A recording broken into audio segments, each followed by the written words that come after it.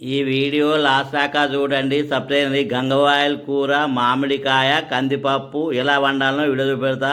ముందుగానే గంగవాయల కూర తెచ్చుకొని దాన్ని శుభ్రంగా కడిగి చిన్న చిన్నగా ముక్కలు కోసాము. పచ్చిమిరపకాయలు, ఉల్లిగడ్డలు, మామిడికాయ ముక్కలు కోసుకున్నాము. కొత్తిమీర, మెంతి, పుదీనా రెడీ పెట్టుకున్నాం. ఇప్పుడు ఈ కందిపప్పు పసుపు వేసి ఉడకబెట్టాము. ఇందులో ఇప్పుడు అవన్నీ వేసుకోవాలి. గంగవాయల కూర వేసినాం. కొత్తిమీర, మెంతి, పుదీనా, పచ్చిమిర్చి, మామిడికాయ ముక్కలు దీన్ని ఇప్పుడు మెత్తగా ఉడికించుకోవాలి. ఉడికిన తర్వాత రుబ్బి పోపు పెట్టుకోవాలి.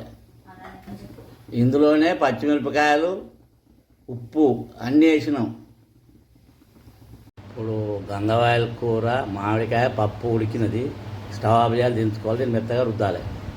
పప్పు దువ్వతోటి ఇలా మెత్తగా రుద్దాలి. మొత్తం రుద్దిన తర్వాత పోపు పెట్టుకోవాలి.